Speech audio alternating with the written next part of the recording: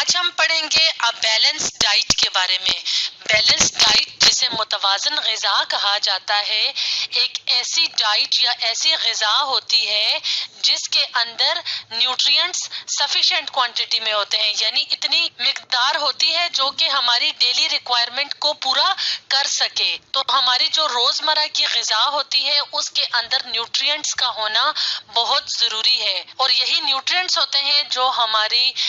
Growth کے لیے، survival کے لیے، ریپروڈکشن کے لیے اور سارے جو باڈی کے ری ایکشنز ہوتے ہیں یا ہم جو کام کرتے ہیں جیسے چلنا پھرنا دوڑنا، اس کے علاوہ باقی جو سارے کام ہوتے ہیں اس کے لیے نیوٹرینٹس ضروری ہوتے ہیں۔ تو اگر ہم بات کریں اپنی بیلنس ڈائٹ کی، تو ہماری بیلنس ڈائٹ کے اندر جو کمپوننٹس ہوتے ہیں یعنی جو اجزاء ہوتے ہیں وہ بیسیکلی 6 ہوتے ہیں، جس میں کون کون سے اجزاء شامل ہیں یا کمپوننٹس شامل ہیں؟ Fats, proteins, carbohydrates, fibres, vitamins اور منرلز۔ تو بیلنس ڈائٹ کو ہم ایک امیج کی مدد سے دیکھ لیتے ہیں، جیسے کہ ہم یہاں پہ دیکھ رہے ہیں کہ ہماری جو روزمرہ کی جو غذا ہے، فوڈ ہے جو ہم کھاتے ہیں، تو اس میں مختلف قسم کے فوڈ آئٹمز شامل ہوتے ہیں، جیسے کہ ملک ہے، فروٹس ہیں، ویجیٹیبلز ہیں، فش میٹ ہے،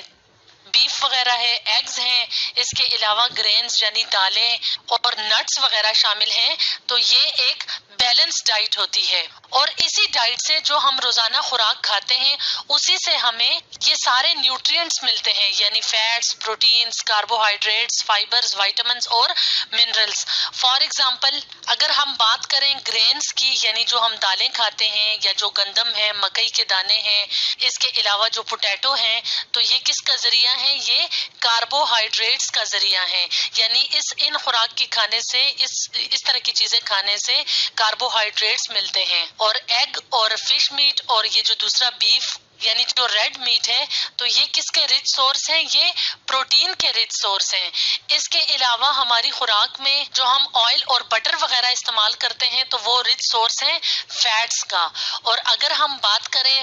ویجیٹیبلز کی، تو ویجیٹیبلز رچ سورس ہوتے ہیں فائبرز کا، وائٹامنز کا اور منرلز کا۔ اور اگر ہم فروٹس کی بات کریں تو فروٹس رچ سورس ہوتے ہیں فائبرز اور وائٹامنز کا۔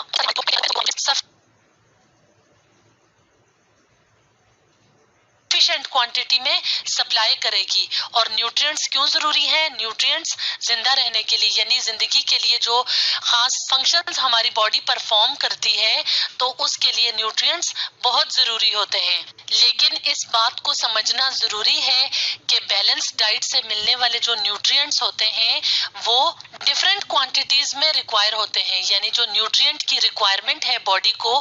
وہ ڈفرینٹ ہوتی ہے۔ اور وہ کس چیز پہ ڈیپینڈ کرتی ہے یا کس طریقے سے نیوٹرینٹ ریکوائرمنٹ ڈفرینٹ ہوتی ہے؟ ایج کے لحاظ سے، یعنی عمر کے لحاظ سے، جینڈر کے لحاظ سے کہ وہ میل کی ریکوائرمنٹ ہے نیوٹرینٹس کی یا فیمیل کی ہے۔ اس کے علاوہ ہیلتھ آف اے پرسن، یعنی کسی پرسن کی ہیلتھ کنڈیشن کیا ہے۔ تو ہم روزمرہ زندگی میں جو خوراک کا استعمال کرتے ہیں اپنے نیوٹرینٹس حاصل کرنے کے لیے، تو وہ ایج، جینڈر اور ہیلتھ کے لحاظ سے ڈفرینٹ ہوتی ہے، یعنی ڈفرینٹ باڈیز کی ڈفرینٹ ریکوائرمنٹس ہوتی ہیں۔ تو اگر ہم بات کریں ایج کی، تو ایج کے لحاظ سے جو ایڈلٹ لوگ ہوتے ہیں یعنی جو جوان لوگ ہوتے ہیں ان کی باڈی ریکوائرمنٹ یعنی نیوٹرینٹ کی جو ریکوائرمنٹ ہوتی ہے وہ ڈفرینٹ ہوتی ہے۔ اسی طرح بچوں کی اور جو ایجڈ پرسنز ہوتے ہیں، جو اولڈ پیپل ہوتے ہیں، ان کی نیوٹرینٹ ریکوائرمنٹ ڈفرینٹ ہوتی ہے۔ تو اگر ہم بات کریں ایڈلٹس کی،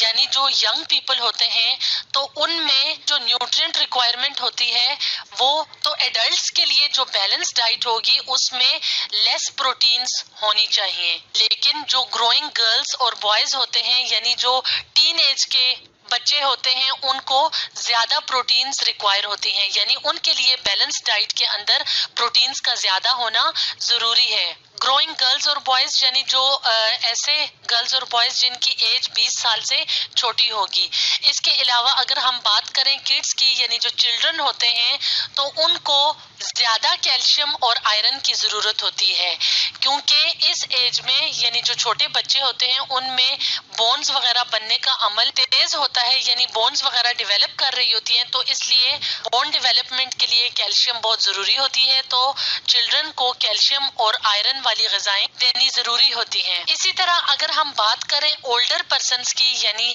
جو بوڑھے لوگ ہوتے ہیں، تو ان کی غذا میں فیٹس وغیرہ کم ہونے چاہیے، یعنی جو آئلز اور فیٹس وغیرہ کی جو ڈائٹ ہے وہ کم ہونی چاہیے، لیکن غذائیت کے اعتبار سے، نیوٹریشن کے اعتبار سے وہ فوڈ ہائیلی نیوٹریشیس ہونی چاہیے۔ اب اگر ہم جینڈر کے لحاظ سے دیکھیں کہ نیوٹریشن کی جو ریکوائرمنٹ ہوتی ہے وہ کیسے میل اور فیمیل میں ڈفرینٹ ہوتی ہے، تو سب سے پہلے ہم بات کرتے ہیں میل کی۔ تو میلز کے اندر میٹابولک ریٹ ہائی ہوتا ہے، یعنی جو کیمیکل ریئیکشنز وغیرہ ہوتے ہیں جو لائف کو مینٹین رکھنے کے لیے ضروری ہوتے ہیں، تو اس پروسیس کو میٹابولزم کا پروسیس کہتے ہیں۔